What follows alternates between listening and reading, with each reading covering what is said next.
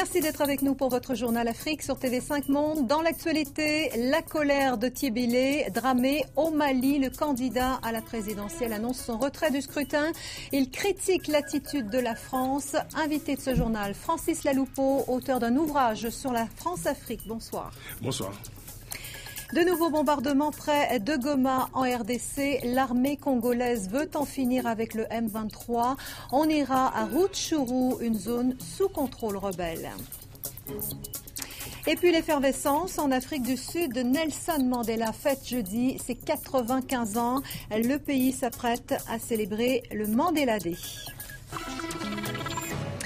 C'était l'un des 28 candidats à la présidentielle au Mali. À 10 jours du scrutin, Thiebilé Dramé jette l'éponge. L'ancien ministre, ancien et chef du Parti de la Renaissance nationale, estime, dit-il, que les conditions d'une bonne élection ne sont pas réunies. Il accuse également la France de ne pas respecter la dignité de son pays. Il s'est expliqué par téléphone à Ilham Taoufiki. Les conditions d'une élection crédible et régulière ne sont pas réunies dans la mesure où les listes électorales de Kidal n'ont pas été établies à date et que l'administration n'a amorcé son retour à Kidal que le 10 juillet et que les listes électorales y ont été confectionnées dans la hâte de manière non conforme à la loi. Et par conséquent, nous avions estimé qu'il était important que l'on prenne un peu de temps pour mieux préparer cette élection de sortie de crise. Nous ne comprenons pas pourquoi nous nous précipitons. Le président de la CENI est au Mali, il a dit que ça va être extrêmement difficile, sinon impossible de tenir les délais. Les experts sont de cet avis. Maintenant, s'il y a d'autres hors du Mali qui pensent qu'il est possible de tenir ces élections, je crois qu'il serait plus simple qu'ils fournissent leurs arguments. Voilà, merci Francis Laloupeau d'être avec nous. Vous êtes journaliste, auteur, je le disais, de France-Afrique, la rupture maintenant, point d'interrogation. Alors d'autres hors Mali, dit Thiebilé Dramé, c'est une allusion directe à la France qui a fait une pression énorme sur Bamako pour le maintien de cette date du 28 juillet. Pourquoi cet acharnement selon vous ? Il pose la bonne question d'ailleurs, Thiebilé Dramé, parce qu'il dit si d'autres à l'extérieur du Mali ont des arguments pour justifier cette élection au forceps, qu'ils les disent. Parce qu'au fond, il y a, au-delà de la guerre, il y a deux énigmes en fait qui sont apparues dans ce chapitre franco-malien de la guerre dans le nord du Mali. C'est d'un côté ce qu'on a considéré comme l'hypothèque de Kidal. Pourquoi Kidal a été gérée telle qu'elle a été, en sanctuarisant en quelque sorte des groupes rebelles Touareg, et par ailleurs cette élection qu'on organise au forceps avec ce que François Hollande a appelé une intransigeance, d'ailleurs relayée par Ban Ki-moon, le secrétaire général de l'ONU, qui a indiqué au début de la semaine que malgré les imperfections de ce scrutin, les résultats devraient être acceptés par tous les candidats. Ça demeure une énigme. Pourquoi cette élection au forceps, d'autant qu'on sait que les conditions ne sont pas réunies sur le plan matériel, sur le plan même en ce qui concerne le symbole le plus important auquel aujourd'hui fait référence ce candidat qui se retire, c'est-à-dire la restauration complète et constatée de la souveraineté du Mali, la ville de Kidal étant hors jeu en quelque sorte. Alors, dans cette finalement, élection. Ce qui se passe en ce moment au Mali, c'est une allusion, une illustration parfaite de ce que vous décrivez dans votre ouvrage, ce paradoxe France-Afrique qui perdure 50 ans après l'indépendance finalement. C'est vrai que François Hollande a annoncé de relations normalisées avec la France, avec l'Afrique, entre la France et l'Afrique.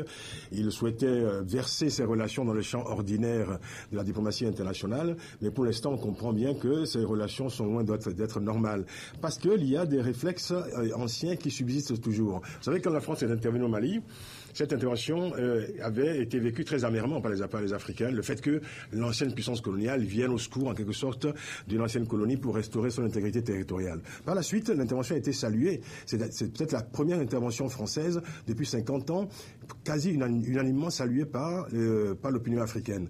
Et puis ensuite, les choses se sont à nouveau embrouillées. Et c'est vrai que le message qui est envoyé par la France, par Paris depuis quelques semaines, notamment sur le dossier de Kidal, et également en ce qui concerne la tenue de ces élections qui semblent être co-gérées par Paris et Bamako, sème l'embarras, et nous retrouvons, en tout cas l'opinion, a le sentiment de revivre un peu certains réflexes du passé. France-Afrique, la rupture, maintenant, c'est aux éditions Arcola. Merci Francis Laloupeau. Dans 2 mois, les législatives en Guinée-Conakry, le scrutin est très attendu. Il aura lieu 11 ans après les dernières élections générales. Les partis d'opposition s'organisent. Une alliance électorale est en cours de discussion. Caroline Pelly. C'est reparti pour le recensement des électeurs en Guinée. Après des mois de blocage, les partis se sont mis d'accord avec le pouvoir sur le calendrier électoral. Les législatives seront le 24 septembre. Peu de temps donc pour réviser les listes et pas de rallonge budgétaire. Les agents électoraux manquent de papier, de cartouches d'encre et les pannes électriques n'arrangent rien. On a des difficultés par rapport au matériel parce que c'est un peu lent et quand on enrôle un nombre trop élevé, on a des difficultés par rapport à ça. Ramadan oblige, il n'y a pas foule au recensement et au vu des pannes, il faut être motivé pour réussir à s'inscrire. Je me suis inscrit ainsi, mais pour prendre la photo maintenant, on me dit qu'il y a une panne technique là. Le problème est là, mais on me dit d'attendre le superviseur. Là, je suis là actuellement à attendre le superviseur. De leur côté, les responsables politiques accélèrent leurs tractations en coulisses. Les 2 grands partis d'opposition ont décidé de s'allier pour le scrutin. Nous sommes en pleine négociation au sein de l'opposition pour conclure des alliances, faire des désistements. Au niveau des circonscriptions, nous sommes en train de travailler pour qu'on ait le maximum de consensus possible pour qu'il y ait un candidat unique de l'opposition, en tout cas dans certaines villes. Dans les quartiers de Conakry, l'alliance entre Sidia Touré et Cellou Dalein Diallo est plutôt bien accueillie. Mais certains militants rappellent que cette stratégie a mené l'opposition à la défaite à la dernière présidentielle. Sidia Touré s'est rallié à Cellou Dalein. Mais ces militants n'ont pas suivi. Donc ici encore, lors de l'Assemblée, si on dit qu'ils vont s'allier, mais est-ce que les militants vont suivre? C'est la grande question. À 2 mois du scrutin, toute la classe politique est en ordre de bataille. Il faut maintenant que la Commission nationale électorale arrive à tenir les délais pour ces législatives déjà reportées plusieurs fois. 4e jour de combat près de Goma, dans le Nord Kivu. L'armée congolaise intensifie ses bombardements. Des chars, des mortiers, des mitrailleuses lourdes ont pilonné cet après-midi les positions du M23. Ces affrontements très violents sont suivis avec inquiétude par les habitants de Rutshuru, une zone pas très loin tenue par les rebelles. Bernard Aparis. Territoire de Rutshuru, à l'est de la République démocratique du Congo. Ici, à longueur de journée, on pousse des tchoukoudous surchargés.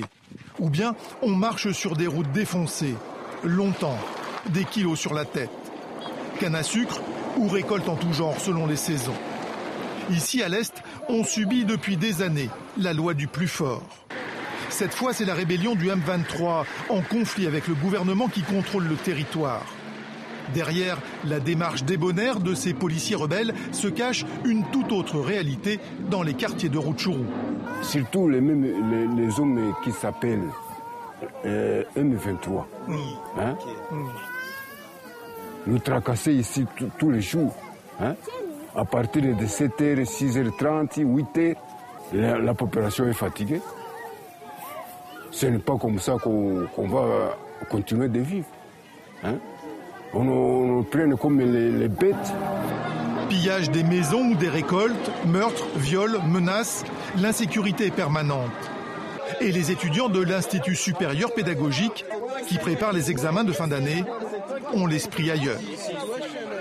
Quand je faisais le voyage vers Goma, j'ai été surpris par des bandits armés. Ils nous ont pillé tout ce que nous avions été pris par ces bandits. On a peur même de venir à l'école puisqu'on pense à la mort souvent. Génocidaires rwandais, pseudo-milices d'autodéfense, soldats gouvernementaux ou rebelles du M23, tous tourmentent la population. Alors le dimanche, c'est en masse qu'on vient prier. La paroisse Saint-Aloïs n'est pas assez grande pour accueillir tous les fidèles. Des dizaines communieront de l'extérieur. Nous allons donner notre souffrance à qui? C'est Dieu, pas d'autre. Mais c'est comme ça. Abandonnée par Kinshasa, otage des rebelles, pressurée, violentée, cette population est ballottée depuis 20 ans, au gré des crises militaires. Et le canon, qui tonne depuis 4 jours à Goma, n'a rien de rassurant. Un mot de la visite de Catherine Ashton en Égypte. La chef de la diplomatie européenne a apparemment été séduite par sa rencontre avec les nouvelles autorités. Elle évoque un processus de transition ouvert. L'Égypte, selon elle, va aller de l'avant vers un futur démocratique. Elle a également rencontré des représentants des frères musulmans et appelé à la libération du président déchu. Le tout sur fond de poursuite des manifestations des pro-Morsi. Plus d'1 millier d'entre eux manifestaient aujourd'hui près du siège du gouvernement. D'autres manifestations des partisans des frères musulmans sont prévues en soirée. On met le cap sur l'Afrique du Sud à l'occasion des célébrations du Mandela Day. Nelson Mandela fête ce jeudi ses 95 ans et comme tous les ans, la Fondation Mandela appelle à lui rendre hommage en faisant une bonne action. Voici le reportage de notre correspondante à Johannesburg, Patricia Huon.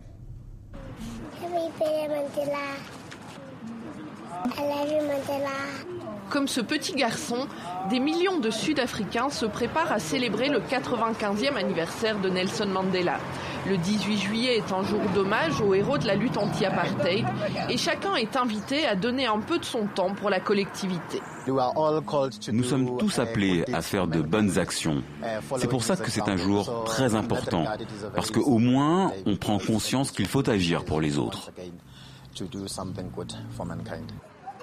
À Johannesburg, dans ce centre de distribution de nourriture, environ 1000 repas sont préparés chaque semaine. Il y en aura 2 fois plus ce jeudi et près de 300 volontaires viendront apporter leur aide. Je n'en reviens pas du nombre de gens qui ont confirmé leur présence pour venir nous aider. Et l'envergure que cela a pris cette année, c'est incroyable. Une multitude d'actions caritatives sont organisées à travers le pays.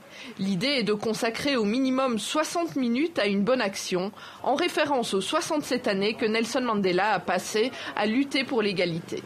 Ici, ces étudiants ont donné bien plus. Ils ont construit une maison toute neuve qui sera remise à une famille défavorisée. La seule récompense pour nous sera de voir le sourire de cette famille. Je peux seulement participer et dire merci Tata Madiba pour ton aide. Aujourd'hui, nous sommes ce que nous sommes grâce à toi. C'est la Fondation Nelson Mandela qui est à l'origine de cette initiative. Son objectif, transmettre l'héritage du père de la nation arc-en-ciel aux générations futures. On a compris le message. Ce n'est plus seulement à propos de lui, c'est à propos de nous. Il s'agit de construire un avenir meilleur.